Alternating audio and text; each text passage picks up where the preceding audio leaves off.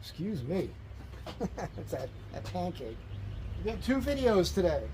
All right, so I got to build an insert for my boy Phil. Phil sent us the bumper. But, you know, it only took 10 days out of my life to make this bumper work. Thanks for the bumper, Phil. We just spoke. I didn't get to goof on you about that. Thing is he has the barn doors, right? This is the Dutch door system. And I'm going to insert a picture of his door right now. So take a look at this.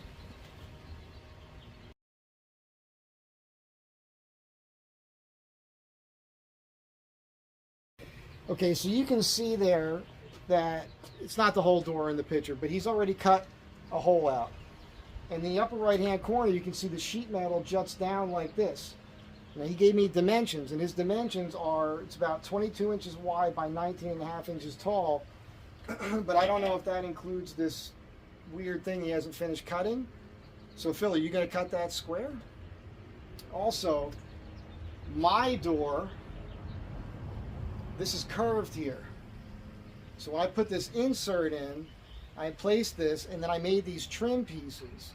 This trim piece is on an angle, so I had to cut that on a kooky angle. Then I had to hold it there, and I had to put glue and screws through the side of this box into it.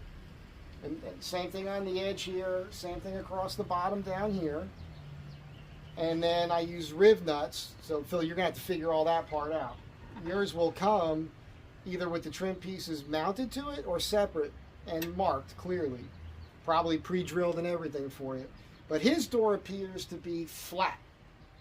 So very important, Phil, if you're watching this, I need to know, or anybody else who has barn doors on their Astro van, is this sheet metal going across here, if you put a straight edge on it, is it flat? Is it straight across there? If it is, it's going to make my life a lot easier. Also, I need to know what the dimension is. You'll see that the sheet metal's cut, and then it rolls up and comes up, looks like on an angle to the bottom of the glass that's inserted in the door there. I need to know what that thickness is there and what the story is, because when I do the insert, I want to have I want to give him a sill like what you have here. But he's going to have to attach that himself with screws from the bottom into that. Again, if that's straight, it's fine. If he wants that super tight, he might need to find a woodworker there with a cove bit that he can run on the back side of that so it'll fit nice and snug. That's up to him, you know. But, because I don't know what that is. And we have to make a relief cut here. You guys can't see it, but there's a hole right here. That allows this little mechanism that pokes out the door here on the back side. This is what hooks on the little clip here that'll hold your door open at 90 degrees. You can lift up on that, and that allows the doors to open all the way out. So I need to make that cut, which is no big deal. I've got the dimensions for that. And on his, it's just going to be this box below and one shelf across here with a stopper going across. We're not not designing it to hold these 1 pound, you know, those gas canisters there. We're not doing that. It'll be a mishmash of wood. This here, mine is cut, and this is hinged higher so that from this edge down to the floor here, I can still put 4x8 sheets of plywood in the van. Phil's not doing that with his van, so it doesn't matter. I can have his box protrude 2.5 inches beyond the face of the sheet metal. There's going to be a 1/2 inch trim piece here. So it'll come 2 inches more from this point out, and it'll be from the surface, I can go 3.5 inches in. So he's basically going to have about a 6-inch box minus the thickness of the cutting board that I make. His truck is much higher. He's got a straight axle swap on the front. He's running 35-inch tires. So I want to hinge his cutting board pretty much as low as possible so that, you know, his cutting board is lower. It'll be more comfortable for him to work on that way. And I haven't made this yet, so I have to figure all this out. I have to make this first so that I know how far to make this, because I want to do the same thing I did here. You see, when this closes, you don't see the edge of it here. Again, you see the edge of it here for another reason. But on his, this piece will go all the way down, and you won't see that edge there. I forget what my reasoning was for cutting this on mine, but I kind of made this as I went when I was doing it. I wasn't sure what I was going to do. I was taking it in and out. Now that I've used it and I know how it's working, when I make fills, it won't be such a big deal. By the way, I do not intend on making these for people. I can't figure this curve out for everybody. I'd have to take mine apart. If I had one of these doors, if I had an extra one of these doors, of course I don't have a place to keep it, I could use that as a template, and I probably could make these for people or something like it. The thing is it just eats a lot of time. It wouldn't be cost effective for you guys. It would be a lot of money.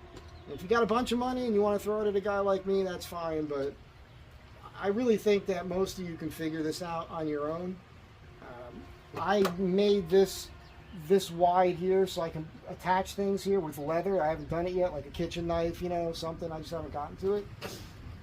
But Phil, what I need from you is I need you to hold your tape measure on your door.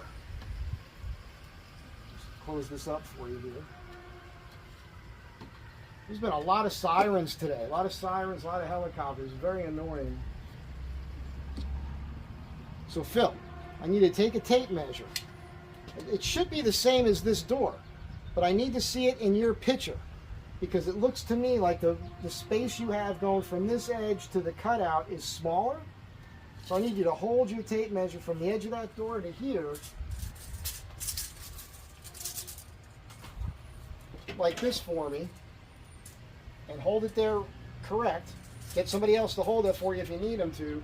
Take a picture of that, and then Phil, I need you to take a picture of the tape measure going from the bottom of the door, showing all the way up to the bottom of the glass. I need that picture as well, because I need to know what the dimensions are from the, you got your cutout. I need the edge of the cutout from there to here, from the edge of the cutout here to the bottom, from the edge of the cutout from here to here, from the edge of the cutout from here to the glass.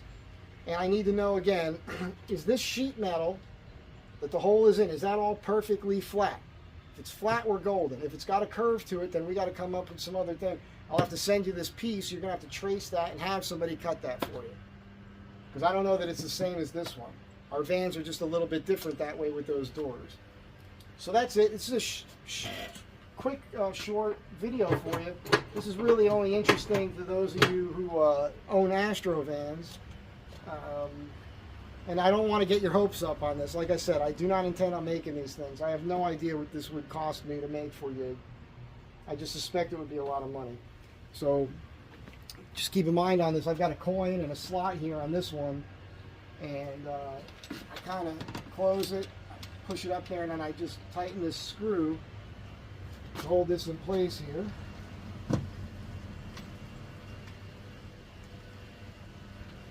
Oh my God, what a day today. Nothing is... It's the first warm, real warm day. I don't like the heat. I'm not built for the heat, man. So, that's it. This is the back of my Astro van. There are many like it, but this one is mine. Marines will get that. You guys have a great day. Again, if you've got barn doors on your Astro van and you're not Phil, and you want to let me know if that sheet metal's flat across there, it'd be helpful. But just to reiterate, Phil, I need those dimensions. I need a tape measure from this edge to this edge, from this edge up to the glass. I need to see that. I need to know if that sheet metal is flat. Should I say it one more friggin' time? You guys have a great day. Be good to one another. I'll catch you all in the next one.